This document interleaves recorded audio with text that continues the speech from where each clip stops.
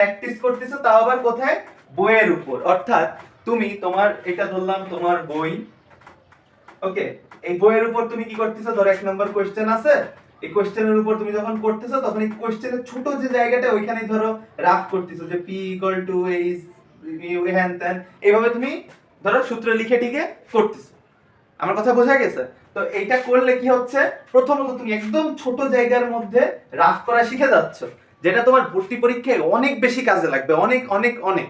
তো ভর্তি পরীক্ষার ক্ষেত্রে তুমি তো আলাদা রাফ কাগজ পাবা না, তোমাকে কি A4 সাইজের একটা পেজ দিয়ে দেবে যে নাও বাবা তুমি A4 সাইজের একটা পেজ দিছো, এখানে রাফ করো? পসিবল না। ইভেন তুমি যদি কোশ্চেনেও, সরি, তুমি যদি তোমার ওই যে অ্যাডমিট কার্ড যেটা আছে ওইখানেও যদি রাফ করতে যাও, মারা খাবা। তো কি তোমার কোশ্চেনের উপরই যা করার করতে হবে, আল্লাহর নাম নিয়ে কোশ্চেনের উপর শুরু করে দিতে হবে। তো কোশ্চেনের জায়গা কিন্তু খুবই ছোট ছোট থাকে। আর গুচ্ছ এক্সাম যদি কাউকে দেওয়ার অভিজ্ঞতা থাকে, ঠিক আছে, বা কেউ যদি কোশ্চেন দেখে থাকো, এর মতো ছোট ছোট ছোট ছোট মানে কোশ্চেন আর হইতেই পারে না। এদের কি টাকার অভাব পড়ছে আল্লাহই জানে। যাই হোক, তো ওই প্র্যাকটিসটা তোমার কি হলো, এটার মাধ্যমে হয়ে গেল, ডান।